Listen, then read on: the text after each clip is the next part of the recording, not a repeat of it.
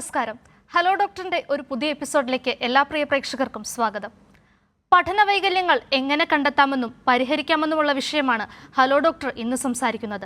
നമുക്കൊപ്പമുള്ളത് Thiruvananthapuram government medical കോളേജിലെ SITയിലെ behavioural paediatrics യൂണിറ്റിലെ പീഡിയാട്രിക്സ് പ്രൊഫസറും ചൈൽഡ് സൈക്യാട്രിസ്റ്റുമായ ഡോക്ടർ R ജയപ്രകാശാണ്. ഡോക്ടർ, ഹലോ ഡോക്ടറിലേക്ക് സ്വാഗതം. പ്രേക്ഷകർക്ക് സംശയങ്ങൾ ചോദിക്കുവാൻ താഴെ കാണുന്ന നമ്പറിൽ വിളിക്കാവുന്നതാണ്. ഡോക്ടർ, ഈ പഠന വൈകല്യങ്ങൾ എങ്ങനെയെല്ലാം കണ്ടെത്താം? എന്തെല്ലാം ലക്ഷണങ്ങളാണ് കുട്ടികൾ കാണിക്കുന്നത്? പഠന വൈകല്യം വളരെ സങ്കീർണമായ ഒരു പ്രശ്നമാണ്. ഏകദേശം ഒരു 10-15% കുട്ടികൾക്ക് പഠന വൈകല്യം ക്ലാസ്സുകളിൽ ഇരിക്കുന്ന കുട്ടികളിൽ ഉണ്ടാകാം. പൊതുവിൽ അത് കുട്ടികളിൽ പഠന വൈകല്യം പ്രകടമാകുന്ന രീതി പഠനത്തിൽ പിന്നോക്കാവസ്ഥ, വായിക്കാൻ അറിഞ്ഞൂടാത്ത കുട്ടി, അല്ലെങ്കിൽ 5ാം ക്ലാസ്സിൽ പഠിക്കുന്നു എന്നിട്ടും വായിക്കാൻ അറിഞ്ഞൂടാത്ത കുട്ടി, എഴുതുന്നതിൽ അക്ഷരത്തെറ്റ് വരുന്ന കുട്ടി, അല്ലെങ്കിൽ മാത്തമാറ്റിക്സ് പ്രൈമറി. ഡോക്ടർ, അതിനു മുമ്പ് ഒരു കാര്യം കൂടി ചോദിക്കാനുണ്ട്. എന്താണെന്ന് വെച്ചാൽ നമ്മൾ കുട്ടികൾ വളരെ ചെറുപ്രായത്തിൽ തന്നെ ചിലപ്പോൾ ഈ ലക്ഷണങ്ങൾ കാണിച്ചു തുടങ്ങണമെന്നില്ലല്ലോ. അതായത് സ്കൂളിൽ പോയി കഴിഞ്ഞ് അല്ലെങ്കിൽ അക്ഷരങ്ങൾ എഴുതാനുണ്ട്. ഇപ്പോൾ ഡോക്ടർ പറഞ്ഞ ലക്ഷണങ്ങളെല്ലാം തന്നെ സ്കൂളിൽ പോയി കഴിഞ്ഞ് ഒക്കെ കാണിക്കാവുന്ന ലക്ഷണങ്ങളാണല്ലോ. അതിനു മുൻപേ തന്നെ ഇത് കണ്ടെത്താനുള്ള എന്തെങ്കിലും മാർഗങ്ങളുണ്ടോ?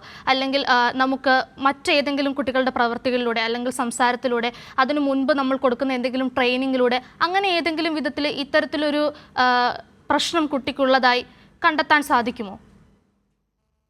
ഗർഭസ്ഥ ശിശുവിൽ അതാണോ ഉദ്ദേശിച്ചത്? അതാ ചെറിയ പ്രായത്തിലാണ്? ചെറിയ പ്രായത്തിൽ തന്നെ. ചെറിയ പ്രായത്തിൽ നമുക്ക് സാധാരണഗതിയിൽ 1ാം ക്ലാസ്സിൽ ചേർക്കുന്ന കുട്ടി അക്ഷരം എഴുതാനും വായിക്കാനും ഒക്കെ സമയമെടുക്കും. 1, 2ാം ക്ലാസ്സിൽ, 3ാം ക്ലാസ്, ഒരു 4ാം ക്ലാസ്സിൽ വരെ ആയ കുട്ടി, സക്സസ്ഫുൾ ആയിട്ടുള്ള സ്കൂളിംഗ് ഉള്ള ഒരു കുട്ടി, 4ാം ക്ലാസ് വരെ ആയ കുട്ടി, ചെവി കേൾക്കാം, ബുദ്ധിശക്തിയുണ്ട്, കാഴ്ചയുണ്ട്, അങ്ങനെയുള്ള ഒരു കുട്ടിക്ക് 4ാം ക്ലാസ്സിൽ അവസാനമായിട്ടും വായന, എഴുത്ത് ശേഷി, കണക്ക്, മാത്തമാറ്റിക്സ് എബിലിറ്റി ഇല്ലെന്നുണ്ടെങ്കിൽ നമുക്ക് അവരെ പഠന വൈകല്യമുള്ള കുട്ടിയായിട്ട് നമുക്ക് കാണാം. അപ്പോൾ ഇതിന് ചില സൂചനകൾ നമുക്ക് ചെറിയ പ്രായത്തിൽ തന്നെ കണ്ടെത്താൻ സാധിക്കും. പ്രത്യേകിച്ച് 1 വയസ്സുള്ള കുട്ടി, 2 വയസ്സുള്ള കുട്ടിയുടെയൊക്കെ സംസാരശേഷി താമസിച്ച് വരും. സംസാരശേഷി താമസിച്ച് വരുന്ന കുട്ടികളിൽ കുറച്ചുകൂടി കഴിയുമ്പോഴത്തേക്ക് പഠന വൈകല്യം, നമുക്ക് സ്കൂൾ പ്രായത്തിലേക്ക് പോകുമ്പോഴത്തേക്ക് പഠന വൈകല്യം വരുന്നതായിട്ട് പഠനങ്ങൾ തെളിയിച്ചിട്ടുണ്ട്. എല്ലാ സംസാരശേഷി കുറഞ്ഞ കുട്ടികളിലും പഠന വൈകല്യം വരുമെന്നതിനർത്ഥമില്ല, ഒരു നിശ്ചിത ശതമാനം കുട്ടികളിൽ. അതുപോലെ തന്നെ അവരിൽ ഡ്രോയിങ് സ്കിൽസ് ഉണ്ടല്ലോ. ഈ ചെറിയ കുട്ടികൾ, 3 വയസ്സൊക്കെ ഉള്ള കുട്ടിയാണെങ്കിൽ നമ്മളൊരു ക്രയോൺസ് കൊടുത്തു കഴിഞ്ഞാൽ വട്ടം വരയ്ക്കും. 4 വയസ്സുള്ള ഒരു കുട്ടി ക്രയോൺസ് കൊടുത്താൽ ഒരു ചതുരം വരയ്ക്കും. 5 വയസ്സുള്ള ഒരു കുട്ടി ഒരു ക്രയോൺസ് കൊടുത്തു കഴിഞ്ഞാൽ ത്രികോണം വരയ്ക്കും. ഇങ്ങനെ അവരുടെ പ്രൈമറി ആയിട്ടുള്ള സ്കിൽസ് ഉണ്ട്. കളറിങ്, ഡ്രോയിങ്, അതുപോലത്തെ സ്കിൽസ് ഉണ്ട്. പ്രീ ലേണിംഗ് സ്കിൽസ് എന്നാണ് അതിന് പറയുന്നത്. ഇങ്ങനത്തെ കഴിവുകളും ചില കുട്ടികളിൽ മുൻകൂറായിട്ട് നമ്മൾ പരിശോധിച്ച് നോക്കിയാൽ കുറവായിരിക്കുന്നതായിട്ട് കാണാൻ സാധിക്കും. അപ്പോൾ സംസാരശേഷി കുറവുള്ള കുട്ടി, അതുപോലെ ഈ പ്രീ ലേണിംഗ് സ്കിൽസ്, ഞാൻ ഈ പറഞ്ഞ വിധത്തിലുള്ള പ്രീ ലേണിംഗ് സ്കിൽസ് കുറഞ്ഞ കുട്ടികൾ, ഇത്തരം കുട്ടികളെയൊക്കെ നമ്മൾ ഫോളോ അപ്പ് ചെയ്ത് കഴിഞ്ഞാൽ അതിൽ കുറച്ച് ശതമാനം കുട്ടികൾ പഠന വൈകല്യത്തിലേക്ക് പുരോഗമിക്കുന്നതായിട്ട് നമുക്ക് കാണാൻ സാധിക്കും. അപ്പോൾ തീർച്ചയായിട്ടും നമ്മൾ ഈ പ്രീ ലേണിംഗ് സ്കിൽസ് കുറഞ്ഞ കുട്ടികൾ, അതുപോലെ സംസാരശേഷി കുറഞ്ഞുള്ള കുട്ടികൾ, സംസാരം താമസിച്ച് വരുന്ന കുട്ടികൾ, ഇത്തരം കുട്ടികളെല്ലാം നമ്മൾ നല്ല രീതിയിലുള്ള ഇടപെടൽ നടത്തുകയാണെന്നുണ്ടെങ്കിൽ, പ്രീ ലേണിംഗ് സ്കിൽസിൻ്റെ ട്രെയിനിങ്, അതുപോലെ അങ്ങനെ ട്രെയിനിങ് കൊടുത്ത് സംസാര ചികിത്സയ്ക്ക് സ്പീച്ച് തെറാപ്പി കൊടുക്കുക, സംസാരം കുറവുള്ള കുട്ടികൾക്ക് സ്പീച്ച് തെറാപ്പി കൊടുക്കുക, ഇങ്ങനെയൊക്കെയുള്ള ഇടപെടലിലൂടെ നമുക്ക് പഠന വൈകല്യത്തിൻ്റെ തീവ്രത നമുക്ക് കുറച്ച് കൊണ്ടുവരാൻ കഴിയുമെന്നുള്ളതാണ് നമ്മൾ കാണേണ്ടുന്നത്. ഡോക്ടർ, ഇപ്പോൾ നമ്മോടൊപ്പം ഒരു പ്രേക്ഷകൻ ചേരുകയാണ്. കോഴിക്കോട് നിന്ന് ലത്തീഫാണ്. ലത്തീഫ്, ഡോക്ടറോട് ചോദിച്ചോളൂ. നമസ്കാരം. നമസ്കാരം. ഞാൻ കോഴിക്കോട് നിന്ന് വിളിക്കുന്നത്. എൻ്റെ മകളൊരു വിഷയം സംസാരിക്കാൻ. പറയൂ. ഇപ്പം 5 വയസ്സായി. അപ്പോ ഈ UKG പഠിച്ചുകൊണ്ടിരിക്കുകയാണ്. കുട്ടിയുടെ പ്രശ്നം എന്താണെന്ന് വെച്ചാല് ഈ ഡ്രസ്സ് ധരിക്കാൻ ഭയങ്കര മടി. ഡ്രസ്സ് ധരിക്കാൻ മടിയോ? അതെ. അത് പറയും ബാക്കിൽ നിന്ന് ഒരു പെയിന് വരുന്നുണ്ടെന്ന് പറയും. പക്ഷേ ഡോക്ടർമാരൊക്കെ കാണിച്ചപ്പോ അങ്ങനത്തെ പെയിനും കാര്യമൊന്നുമില്ല. പിന്നെ ഇതാണ് വസ്ത്രം ധരിക്കാൻ ഭയങ്കര മടിയാണ്. വസ്ത്രം ധരിക്കാൻ മടി. ആൺകുട്ടിയാ പെൺകുട്ടിയാ? പെൺകുട്ടിയാണ്. വസ്ത്രം ധരിക്കാന്ന് പറഞ്ഞാൽ ഫ്രോക്ക് ഇടാൻ മടിയോ? അതെ അതെ, താഴോട്ടുള്ള വസ്ത്രം ധരിക്കാൻ മടി എപ്പോഴും. അത് ചോദിക്കുമ്പോൾ ബാക്കിൽ വേദന ഉള്ളതുണ്ടാവും പറയും. അത് ശരി. അത് എത്ര പഠിക്കാനൊക്കെ മുടിക്കുകയാണ്. ആദ്യം തൊട്ടേ ഇങ്ങനെയാണോ അതോ ഇപ്പോൾ അടുത്തിടെ ഇങ്ങനെ വന്നതാണോ? ഇല്ല, ഇപ്പൊ ഒരു വയസ്സ് 5 പക്ഷെ 2 വർഷമായിട്ടുള്ള പ്രശ്നമാണ്. ജെട്ടി ഇടാൻ മടിയുണ്ടോ? ആ ഉണ്ട്. ജെട്ടി ഇടാനും മടി, ഉടുപ്പിടാനും മടി. ഉടുപ്പിടാനും മടി. നടുവിന് വേദന എടുക്കുന്നെന്ന് പറയുന്നോ? നടുവ് നല്ല ബാക്കിൽ ഒരു വേദന എന്നാ പറയും.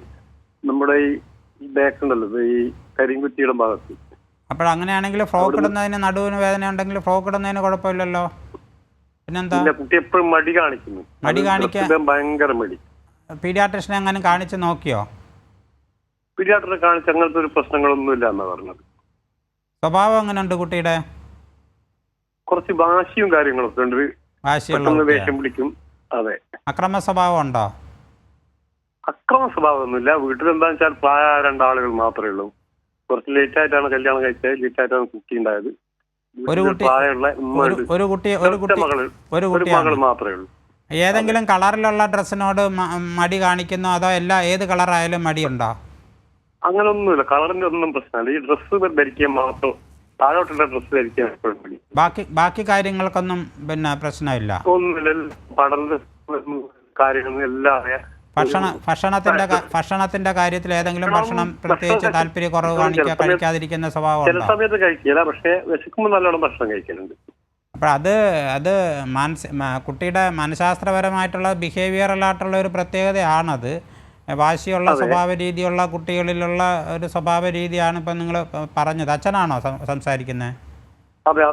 ആ, അപ്പോഴത് പിന്നെ അങ്ങനെ ഇത് സ്ഥിരമായിട്ട് നിങ്ങൾക്ക് പരിഹരിക്കാൻ കഴിയാത്ത ഒരു പ്രശ്നമായിട്ട് നിലനിൽക്കുന്നുണ്ടെങ്കിൽ ശിശു മാനസികാരോഗ്യ വിദഗ്ധരെ ആരെങ്കിലും ഒന്ന് കാണിച്ച് വിലയിരുത്തുന്നത് നല്ലതാണ്. മിക്കവാറും അത് വാശി സ്വഭാവത്തിൻ്റെ ഒരു പ്രകടന രീതി ആയിരിക്കും.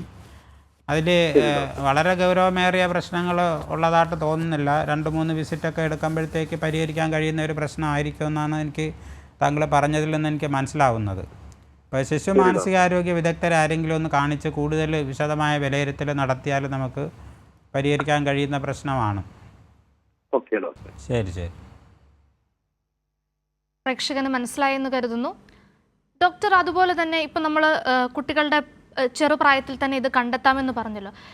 ഈ എന്തെങ്കിലും രോഗമുള്ള അല്ലെങ്കിൽ എന്തെങ്കിലും ചെറിയ അസ്വസ്ഥതകൾ, വലിയ രോഗമായിട്ടല്ല, ചെറുതായി കാണിക്കുന്ന കുട്ടികളിൽ ഇതുപോലെ പഠന വൈകല്യങ്ങൾ ഉണ്ടാവാൻ സാധ്യതയുണ്ട്. ഉണ്ടെങ്കിൽ അത് ഏതൊക്കെ രോഗങ്ങളാവാം?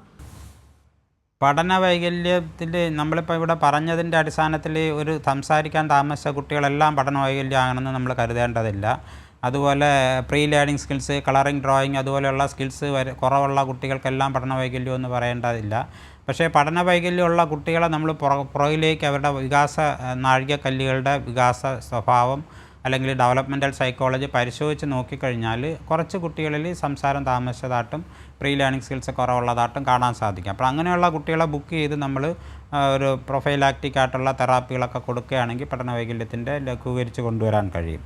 ഇപ്പോൾ ചോദ്യം എന്ന് പറയുന്നത് പഠന വൈകല്യത്തിൻ്റെ വേറെ കൂടെയുള്ള ലക്ഷണങ്ങളെന്ന് പറഞ്ഞു കഴിഞ്ഞാൽ വികൃതി കൂടുതലായിരിക്കും ഇങ്ങനെയുള്ള കുട്ടികൾക്ക്. പഠന വൈകല്യത്തോടൊപ്പം കാണുന്ന 2-3 പ്രത്യേകതകളുണ്ട്. ഒന്ന്, വികൃതി കൂടുതലായിരിക്കും. ADHD എന്ന് പറയും, attention deficit hyper activity disorder. അപ്പോൾ ADHD, അപ്പോൾ ആ വികൃതി കൂടിയ സ്വഭാവ രീതി, പിന്നെ ശ്രദ്ധാശേഷി കുറവുള്ള സ്വഭാവ രീതിയുള്ള കുട്ടികൾ, അതുപോലെ സ്വഭാവ വൈകൃതങ്ങളെന്ന് പറഞ്ഞു കഴിഞ്ഞാൽ തർക്കം, ദേഷ്യം, വാശി, ഉപദ്രവം, മോഷണം, ഇങ്ങനെയൊക്കെയുള്ള സ്വഭാവ രീതികൾ. പ്രത്യേകിച്ച് ഒരു 10 വയസ്സൊക്കെ ഉള്ള ഒരു കുട്ടിക്ക് പഠന വൈകല്യമുള്ള ഒരു കുട്ടി, അപ്പോൾ 4ാം ക്ലാസ് വരെ നമ്മൾ പഠന വൈകല്യം എന്നുള്ള പേര് വിളിക്കത്തില്ല, ലേണിംഗ് വേരിയേഷൻസ് എന്നേ നമ്മൾ പറയത്തുള്ളൂ. അത് 4ാം ക്ലാസ്സിൻ്റെ അവസാനം നമ്മൾ ലേണിംഗ് ഡിസബിലിറ്റിയുടെ ടെസ്റ്റ് നടത്തി, ബുദ്ധിശേഷി ടെസ്റ്റ് നടത്തി നോക്കിയതിന് ശേഷമാണ് ഫോർമലി നമ്മൾ ലേണിംഗ് ഡിസബിലിറ്റി ഡയഗ്നോസ് ചെയ്യുന്നത്. അപ്പോൾ അവർക്ക് 10 വയസ്സൊക്കെ ഉള്ള കുട്ടികളിൽ ഈ പറഞ്ഞ ശ്രദ്ധാശേഷി കുറവ്, വികൃതി, സ്വഭാവ വൈകൃതങ്ങൾ, അതുപോലെ അക്രമശേഷി, മോഷണം, അതുപോലെ തർക്കം, വഴക്ക്, വാശി, ദേഷ്യം, ഇത്തരത്തിലുള്ള സ്വഭാവ രീതികളും പഠന വൈകല്യത്തോടൊപ്പം നമുക്ക് കാണാൻ സാധിക്കും. അത് ഈ ചൈൽഡ് മെൻ്റൽ ഹെൽത്തിലെ ഒരു പ്രത്യേകത, ഒരു കുട്ടിക്ക് ഒരു പ്രശ്നം തന്നെ ആയിരിക്കത്തില്ല, മൾട്ടിപ്പിൾ പ്രോബ്ലംസ് ഒരു കുട്ടിയിൽ തന്നെ ഉണ്ടായിരിക്കും. അപ്പോൾ അതുകൊണ്ട് പഠന വൈകല്യം മാനേജ്മെൻറ്റും സങ്കീർണമായ പ്രശ്നമായിട്ട് മാറുന്നുണ്ടെന്നുള്ളതാണ് ഈ കോമോർബിഡിറ്റിയുടെ കാരണം കൊണ്ട്. ഡോക്ടർ, ഇത്തരത്തിലുള്ള പ്രശ്നങ്ങൾ കുട്ടികൾക്ക് വരുമ്പോൾ മാതാപിതാക്കൾ കൂടുതലായി എന്തെങ്കിലും ശ്രദ്ധിക്കേണ്ടതുണ്ടോ? അല്ലെങ്കിൽ ഇത്തരം പ്രശ്നങ്ങൾ ഒഴിവാക്കാനായിട്ട് മാതാപിതാക്കളുടെ ഭാഗത്തു നിന്ന് എന്തെല്ലാം ചെയ്യാൻ സാധിക്കും? മാതാപിതാക്കളുടെ ഭാഗത്തുനിന്ന് നമ്മൾ ഇതിലൊരു പ്രത്യേകതയുള്ളത്, ഏകദേശം ഒരു പഠന വൈകല്യമുള്ള കുട്ടിയുടെ സിബിലിങ്സിൽ സഹോദരങ്ങളിലും പഠന വൈകല്യം വരാൻ സാധ്യതയുണ്ട്, ഒരു 50% കുട്ടികളിൽ. അതുപോലെ പഠന വൈകല്യമുള്ള കുട്ടികളുടെ പേരൻസിലും പഠന വൈകല്യം ഉണ്ടായിരുന്നിരുന്നതായിട്ട് നമുക്ക് ഒരു പാരമ്പര്യത്തിൻ്റെ അംശമുണ്ട്. പഠന വൈകല്യം, പ്രത്യേകിച്ച് ഡിസ്ലെക്സിയ, വായനാ വൈകല്യം എന്നൊരു പറയുന്ന ഒരു സബ് ടൈപ്പ്, ലേണിംഗ് ഡിസബിലിറ്റിയുടെ ഒരു സബ് ടൈപ്പാണ് വായനാ വൈകല്യം, ഡിസ്ലെക്സിയ. അപ്പോൾ ഇങ്ങനെ പേരൻസിൽ ഏകദേശം 50% പേരൻസിലും പഠന വൈകല്യത്തിൻ്റെ സാന്നിധ്യം കാണാൻ സാധിക്കും. അല്ലെങ്കിൽ ഒരു പഠന വൈകല്യമുള്ള പേരൻറ്റിൻ്റെ 50% കുട്ടികളിലും അതുപോലെ ഒരു 50%ൻ്റെ 50% റൂളാണത്. പേരൻസിന് പഠന വൈകല്യം ഉണ്ടെങ്കിൽ അവരുടെ 50% കുട്ടികളിലും പഠന വൈകല്യം കാണാനുള്ള സാധ്യത ഉണ്ടായിരിക്കും. പഠന വൈകല്യമുള്ള കുട്ടികൾക്ക് ബുദ്ധിശേഷി സാധാരണ ബുദ്ധിശേഷി ആയിരിക്കും ഉണ്ടായിരിക്കുന്നത്. എന്ന് വെച്ചാൽ അവർക്ക് ഏകദേശം ഒരു 90-ന് മുകളിൽ അവരുടെ ബുദ്ധിശേഷി ഉണ്ടായിരിക്കും എന്നുള്ളതാണ്. അതിന് താഴെയുള്ളതിനെ നമ്മൾ ബോർഡർ ലൈൻ ഇൻ്റലിജൻസ് എന്നാണ് പറയുന്നത്. 85 വരെയുള്ള IQ 70-ന് താഴെയുള്ള കുട്ടികളെ ബുദ്ധി വൈകല്യമെന്നും 70 മുതൽ 85 വരെയുള്ള കുട്ടികളെ ബോർഡർ ലൈൻ ഇൻ്റലിജൻസ് എന്നും 85-ന് മുകളിൽ IQവും അതേസമയത്ത് വായനാശേഷി, എഴുത്തുശേഷി കുറവുള്ള കുട്ടികളെയാണ് നമ്മൾ പഠന വൈകല്യമുള്ള കുട്ടിയായിട്ട് നമ്മൾ കാണുന്നത്. ഡോക്ടർ, അതുപോലെ തന്നെ ഇത്തരം പ്രശ്നങ്ങൾ കണ്ടെത്തിയാൽ അല്ലെങ്കിൽ ഇത്തരം ഒരു പ്രശ്നമുണ്ടെന്നൊരു സംശയം തോന്നിയാൽ നമ്മൾ ആദ്യം എന്തായിരിക്കും ഒരു മാതാപിതാക്കൾ ചെയ്യേണ്ടി വരിക? ആദ്യം ഒരു ഡോക്ടറെ സമീപിക്കുകയാണോ വേണ്ടത്, അതോ സ്വന്തമായി നമുക്ക് ചെയ്യാൻ കഴിയുന്ന കാര്യങ്ങൾ ചെയ്യുകയായിരിക്കുമോ വേണ്ടത്? ഇപ്പോൾ പഠന വൈകല്യം സംശയിക്കേണ്ടുന്നത്, ഞാനിപ്പം പറഞ്ഞതിൽ നിന്ന് ഏറെക്കുറെ വ്യക്തമാണെന്ന് തോന്നുന്നു. പഠന വൈകല്യം സംശയിക്കേണ്ടുന്നത് ഇപ്പോൾ ഒന്നാം ക്ലാസ്സിൽ പഠിക്കുന്ന ചില കുട്ടികൾ, LKG UKG 1-ാം ക്ലാസ്സിലൊക്കെ പഠിക്കുന്ന ചില കുട്ടികളെ പേരൻസ് കുട്ടികളെ കൊണ്ടുവന്നിട്ട് പറയും അവർ 3 നേരെ എഴുതുന്നതിന് പകരം തിരിച്ചെഴുതുന്നു, ചില അക്ഷരങ്ങൾ തിരിച്ചെഴുതുന്നു, ചില അക്ഷരങ്ങൾ വായിക്കുന്നില്ല, ഇങ്ങനെയൊക്കെ പറഞ്ഞുള്ള പരാതിയായിട്ട് പേരൻസ് വരാറുണ്ട്. 1-ാം ക്ലാസ്സിൽ പഠിക്കുന്ന കുട്ടി LKG UKGയിലൊക്കെ പഠിക്കുന്ന കൂടുതൽ ശ്രദ്ധ പുലർത്തുന്ന പേരൻസ് LKG UKG പീരീഡിൽ തന്നെ അവരെ കൊണ്ടുവരാറുണ്ട്. അപ്പോൾ ഉടനെ നമ്മൾ അവരെ പഠന വൈകല്യമായിട്ട് ലേബൽ ചെയ്യുന്നില്ല, ഡയഗ്നോസ് ചെയ്യുന്നില്ല. അപ്പോൾ അതുകൊണ്ട് പഠനത്തിൽ പുറകിലാകുന്ന കുട്ടി, വായനാശേഷിയിൽ എഴുത്തുശേഷിയിലും പുറകിലാകുന്ന കുട്ടി, അക്ഷരത്തെറ്റ് വരുന്ന കുട്ടികളെ തീർച്ചയായിട്ടും LKG UKG പ്രായങ്ങളിൽ പഠന വൈകല്യം എന്നുള്ള പേര് ഉപയോഗിക്കുന്നില്ലെങ്കിലും അവരെ നമുക്ക് കൂടുതൽ കോപ്പി റൈറ്റിംഗ് അതുപോലത്തെ ആക്ടിവിറ്റീസ്, റെമഡിയൽ ടീച്ചിങ് ഒക്കെ കൊടുക്കുന്നതിന് ശ്രമിക്കാവുന്നതാണ്. പേരൻസ് തീർച്ചയായിട്ടും ഉത്കണ്ഠാകുലരാകേണ്ട ആവശ്യമില്ല. പക്ഷേ സാധാരണഗതിയിൽ ഇത്തരം പഠനശേഷികൾ, വായന, എഴുത്ത്, അതുപോലെ പ്രാഥമികമായിട്ടുള്ള അരിത്തമെറ്റിക് സ്കിൽസ്, കൂട്ടാനും കുറയ്ക്കാനും ഗുണിക്കാനും ഹരിക്കാനും ഒക്കെയുള്ള പ്രൈമറി അരിത്തമെറ്റിക് സ്കിൽസ് എന്ന് പറയും. അപ്പോൾ ഇത് കുറവുള്ള കുട്ടികൾ തീർച്ചയായിട്ടും ശ്രദ്ധാശേഷി വെച്ച് പുലർത്തണം. പക്ഷേ പേരൻസ് ഏറ്റവും കൂടുതൽ ശ്രദ്ധിക്കേണ്ടുന്ന ഒരു കാര്യമെന്ന് പറയുന്നത്, ഇതിൻ്റെ പേരിൽ അവരെ മറ്റു കുട്ടികളുടെ മുൻപിൽ വെച്ച് താരതമ്യം ചെയ്ത് സംസാരിക്കുക. നിൻ്റെ ചേട്ടനെ നോക്കി പഠിക്കുക, അല്ലെങ്കിൽ സ്കൂൾ അന്തരീക്ഷത്തിലാണെങ്കിൽ മറ്റേ കുട്ടിയെ നല്ലതുപോലെ എഴുതുന്നുണ്ടല്ലോ, നീ അവന് ഒരുമിച്ചാണല്ലോ നടക്കുന്നത്, എന്നിട്ട് പിന്നെന്താ നീ അവനെ പോലെ പഠിക്കാത്തത്, ഇങ്ങനെ താരതമ്യം ചെയ്ത് സംസാരിക്കുന്ന രീതി, പരസ്യമായി കുറ്റപ്പെടുത്തുന്ന രീതികൾ, അത് കുട്ടികളിൽ പഠന വൈകല്യം ഉണ്ടെങ്കിൽ അതിനോടൊപ്പം തന്നെ അവരുടെ ആത്മവിശ്വാസവും കൂടി കുറയ്ക്കുന്നതിന് കാരണമായി തീരും. അതുകൊണ്ട് സംശയമുണ്ടെങ്കിൽ നിങ്ങൾക്ക് ഏത് തരത്തിലാണെങ്കിൽ ഞാനിപ്പോൾ പറഞ്ഞ രീതിയിൽ അക്ഷരത്തെറ്റ് വരിക, ലെറ്റർ റിവേഴ്സൽസ് നടത്തുക, ചില ലെറ്ററുകൾ വായിക്കാൻ തന്നെ ബുദ്ധിമുട്ടുണ്ടാവുക, ഇത് വായനയിലും കാണും, എഴുത്തിലും കാണും. അവരുടെ നോട്ട്ബുക്ക് പരിശോധിച്ച് നോക്കിക്കഴിഞ്ഞാൽ അവരുടെ ഈ കാക്കയൊക്കെ കടൽ തീരത്തുകൂടി നടന്നു പോകുമ്പോഴത്തേക്ക് അവരുടെ പാറ്റേൺ നോട്ട്ബുക്കിൽ ഫോട്ടോ എടുത്തു വെച്ചാൽ അതുപോലെ ഇരിക്കും, ഡിസോർഗനൈസ്ഡ് റൈറ്റിംഗ് ആയിരിക്കും. അപ്പോൾ ഇങ്ങനെയൊക്കെ കാണുമ്പോൾ തീർച്ചയായിട്ടും പഠന വൈകല്യമാണോ എന്ന് സംശയിച്ച് പേരൻസ് കുട്ടികളെ കൊണ്ടുപോയി ശിശു മാനസികാരോഗ്യ വിദഗ്ധരെ കാണിക്കുന്നത് നല്ലതാണ്. പക്ഷേ അവർ കാണുമ്പോൾ ഉടനെ ലേബൽ ചെയ്യത്തില്ല. അവർ ആ ഫോർമലായിട്ടുള്ള ടെസ്റ്റിങ്ങുകൾ അതിൻ്റെ ക്രോണോളജിക്കലായിട്ട് ചെയ്ത് നോക്കി എന്നിട്ട് മാത്രമേ നമുക്ക് പഠന വൈകല്യം എന്നുള്ള ലേബലിങ്ങിലേക്ക് പോകത്തുള്ളൂ. 4-ാം ക്ലാസ്സിൻ്റെ അവസാനം അല്ലെങ്കിൽ 5-ാം ക്ലാസ്സിൻ്റെ ആദ്യമായിട്ടായിരിക്കും ആ ടെസ്റ്റിങ്ങിൻ്റെ ഫോർമൽ ടെസ്റ്റിങ്ങും ലേബലിങ്ങിലേക്ക് പോകുന്നത്. പക്ഷേ നമ്മളെ കാണിക്കുന്ന കുട്ടികളെ നമ്മൾ തീർച്ചയായിട്ടും അതിനുള്ള റെമഡിയൽ മെഷേഴ്സ് നമ്മൾ ആദ്യം തൊട്ടേ തന്നെ എടുക്കും. പല രീതിയിലുള്ള ആക്ടിവിറ്റീസ് മാതാപിതാക്കൾക്ക് കൊടുക്കും, കുട്ടിക്കും കൊടുക്കും. അതിനനുസരിച്ചിട്ടുള്ള പ്രവർത്തനങ്ങൾ റെഗുലറായിട്ട് ചെയ്തുകൊണ്ടേയിരിക്കും. അപ്പോൾ അങ്ങനെയൊക്കെ ആണെങ്കിൽ പിന്നെ മിതമായ തരത്തിലുള്ള മൈൽഡായിട്ടുള്ള ലേണിംഗ് ഡിസബിലിറ്റി ആണെന്നുണ്ടെങ്കിൽ ഇത്തരം പ്രവർത്തനങ്ങളിലൂടെ കുറേയധികം പരിഹരിച്ച് മുമ്പോട്ട് കൊണ്ടുപോകാൻ പറ്റും. പക്ഷേ ഒട്ടും അക്ഷരമേ അറിഞ്ഞൂടാ, 5ാം ക്ലാസ്സിൽ പഠിക്കുന്ന അക്ഷരമേ അറിഞ്ഞൂടാ എന്ന് പറയുന്ന ഒരു കുട്ടി, അല്ലെങ്കിൽ 6ൽ പഠിക്കുന്ന കുട്ടി നോട്ട്സ് ബുക്ക് നോട്ടൊട്ടും എഴുതുന്നേ ഇല്ലെന്ന് പറയുന്ന ഒരു കുട്ടിയാണെന്നുണ്ടെങ്കിൽ തീർച്ചയായിട്ടും തീവ്രമായ പഠന വൈകല്യമാണത്. അപ്പോൾ തീർച്ചയായിട്ടും അതിന് പുരോഗതിയിൽ മെച്ചപ്പെട്ട് വരാനായിട്ട് കൂടുതൽ സമയമെടുക്കും. അപ്പോൾ പിന്നെ ഞങ്ങൾ ചെയ്യുന്ന ഒരു കാര്യമെന്ന് പറഞ്ഞു കഴിഞ്ഞാൽ, പഠന വൈകല്യത്തോടൊപ്പം കുട്ടിക്ക് ഡിഫറൻറ്റ് എബിലിറ്റീസ് എന്തെങ്കിലും ഭിന്നശേഷി എന്ന് നമ്മൾ പറയുമല്ലോ. അപ്പോൾ ചില കുട്ടികൾക്ക് നല്ല ഡ്രോയിങ് സ്കിൽസ് കാണും, ചില കുട്ടിക്ക് പഠന വൈകല്യത്തോടൊപ്പം നല്ല ഡ്രോയിങ് സ്കിൽസ് കാണും, ചില കുട്ടികൾക്ക് നല്ല തരത്തിലുള്ള മ്യൂസിക്കൽ സ്കില്ല് കാണും, മ്യൂസിക്കൽ ഇൻ്റലിജൻസ് എന്ന് പറയും, അങ്ങനത്തെ സ്കില്ല് കാണും. അപ്പോൾ അതുപോലെ പലതരത്തിലുള്ള കഴിവുകൾ കാണും. അപ്പോൾ നമ്മൾ ഈ ഡിഫറൻറ്റ് എബിലിറ്റിയും കൂടെ കുട്ടിയിലുള്ള പഠന വൈകല്യത്തോടൊപ്പം കുട്ടിയിലുള്ള ഡിഫറൻറ്റ് എബിലിറ്റീസും കൂടെ, അങ്ങനെ ഞങ്ങൾക്ക് ഒരുപാട് കുട്ടികളുണ്ട് അങ്ങനത്തെ കുട്ടികൾ. അപ്പോൾ ആ കുട്ടികളെ ഡിഫറൻറ്റ് എബിലിറ്റീസ് പരിശോധിച്ച് നോക്കി വിലയിരുത്തിയിട്ട് അത് കണ്ടെത്തി അതിനുള്ള പരിശീലനം കൂടി കുട്ടിക്ക് കൊടുക്കാനായിട്ട് മാതാപിതാക്കളോട് പറയും. അതിനനുസരിച്ചിട്ടുള്ള പ്രോഗ്രസ്സും മോണിറ്ററിങ്ങും ഞങ്ങൾ നടത്തുകയും ചെയ്യും. അപ്പോൾ മാസം തോറും ആയിരിക്കും ഇത്തരം കുട്ടികളെ ബിഹേവിയർ പീഡിയാട്രിക്സ് യൂണിറ്റ് കാണാറുള്ളത്. അപ്പോൾ മാസം തോറും വരുന്ന റിവ്യൂവിൽ നമ്മൾ ഇത്തരം ശേഷികളുണ്ടോ എന്നുള്ള പരിശോധിച്ച് റെമഡിയൽ ടീച്ചിങ്ങിനോടൊപ്പം ഇത്തരത്തിലുള്ള റെമഡിയൽ മെഷേഴ്സിനോടൊപ്പം തന്നെ ഈ ഡിഫറൻറ്റ് എബിലിറ്റീസും കൂടെ വിലയിരുത്തി അതിനുള്ള പരിശീലനം കൂടെ കൊടുത്ത് അങ്ങനെ ആകുമ്പോഴത്തേക്ക് നമുക്ക് തീർച്ചയായിട്ടും ഡിഫറൻറ്റ് എബിലിറ്റീസിൻ്റെ അടിസ്ഥാനത്തിൽ കുട്ടിയെ കൂടുതൽ ഹയർ സ്റ്റഡീസിലേക്ക് കുട്ടിയെ വഴിതിരിച്ച് വിടാൻ സാധിക്കും. അതാണ് ഏറ്റവും സയൻറ്റിഫിക് ആയിട്ടുള്ള ഒരു രീതി. ഡോക്ടർ, നമ്മോടൊപ്പം ഇപ്പോൾ ഒരു പ്രേക്ഷക ചേരുകയാണ്. വൈക്കത്ത് നിന്നും ശ്രുതിയാണ്. ശ്രുതി, ഡോക്ടറോട് ചോദിക്കാം. ഹലോ ശ്രുതി കേൾക്കുന്നുണ്ട്, ചോദിച്ചോളൂ. പറഞ്ഞോളൂ സാറേ. കൊച്ചിന് 2.5 വയസ്സ് ആകാറായി. ഇപ്പൊ കൊച്ച് അമ്മ അച്ഛൻ എന്നൊക്കെ പറയും, എന്നാലും വേറെ കാര്യങ്ങൾ നമ്മളിപ്പോ ഞാനൊന്ന് വിളിച്ചു കഴിഞ്ഞാൽ കൊച്ച് നമ്മള് ശ്രദ്ധിക്കുകയല്ല, വിളിച്ചാൽ വിളിയേക്കുകയല്ല. ഞാൻ വിളിക്കുന്നത് വരെ ഞാൻ വിളിച്ചു എന്നുള്ള ആ ഒരു ഇതില് ഞാൻ വിളിക്കുന്നിടത്തേക്ക് വരുവോ അല്ലെ നമ്മളെ ശ്രദ്ധിക്കുകയോ ചെയ്യല. 2 വയസ്സാണോ അമ്മ കുട്ടിക്ക്? ഇപ്പൊ 2.25 വയസ്സ് കഴിഞ്ഞു. അച്ഛാന്ന് അമ്മ എന്നൊക്കെ മുഖത്ത് നോക്കി വിളിക്കുവോ കുട്ടി? അമ്മ അച്ഛി എന്നൊക്കെ പറയുകയൊക്കെ ചെയ്യും. എന്നാലും നമ്മൾ പറയുന്ന കാര്യത്തോട് കൂടുതലായിട്ട് സംസാരിക്കുന്നില്ല. അമ്മ, ഞാൻ ചോദിച്ചത് അമ്മയുടെ മുഖത്ത് നോക്കി അമ്മ എന്ന് വിളിക്കുവോ? വിളിക്കും, അങ്ങനെയൊക്കെ വിളിക്കും. മുഖത്ത് നോക്കി അമ്മ എന്ന് വിളിക്കും. ഹലോ, മുഖത്ത് നോക്കി അമ്മ എന്ന് വിളിക്കുവോ? മുഖത്ത് നോക്കി വിളിക്കും. ഉമ്മ തരാൻ പറഞ്ഞ ഉമ്മ തരുവോ? ഉമ്മ തരും. സന്തോഷമൊക്കെ കാണിക്കുവോ? സന്തോഷവും കളി അതൊക്കെ ഉണ്ട്. പക്ഷെ നമ്മളിപ്പോ അവൻ കളിച്ചോണ്ടിരിക്കുന്നതിന്റെ ഇടയിലോ അല്ലെങ്കിൽ വെറുതെ ഇരിക്കുവാണെങ്കിൽ തന്നെയായാലും നമ്മൾ വിളിച്ചു കഴിഞ്ഞാൽ നമ്മൾ നോക്കുവോ അല്ലെങ്കിൽ നമ്മൾ വിളിക്കുന്നിടത്തേക്ക് വരുവോ ചെയ്യല. മുകളിൽ ഒരു സാധനം ഇരിക്കുന്ന കണ്ടാലോ കുട്ടിക്ക് വേണമെങ്കിൽ കുട്ടി എങ്ങനെയാ അത് ആവശ്യപ്പെടുന്നത്? ഒന്നെങ്കിൽ ചൂണ്ടിക്കാണിക്കും, നമ്മളെ വിളിച്ചുകൊണ്ട് പോയി അതിന്റെ അടുത്ത് നിർത്തിയിട്ട് വേണോന്ന് ഇതിങ്ങനെ ചൂണ്ടിക്കാണിച്ച് കാണിച്ചു തരും. അപ്പോൾ രണ്ട് കാര്യങ്ങളാണ് ഇതിലുള്ളത്. മുഖത്ത് നോക്കി സംസാരിക്കുകയൊക്കെ ചെയ്യുന്നു, മുഖത്ത് നോക്കി അമ്മ എന്ന് വിളിക്കുകയൊക്കെ ചെയ്യുന്നുണ്ടെങ്കിൽ അത് സംസാരശേഷി കുറവിൻ്റെ ലക്ഷണമാണ് നമ്മൾ പറഞ്ഞത്. 2-3 വാക്കുകൾ ചേർത്തൊരു വാചകമൊക്കെ പറയൂ, അതാ വാക്കുകൾ മാത്രമേ പറയത്തുള്ളൂ?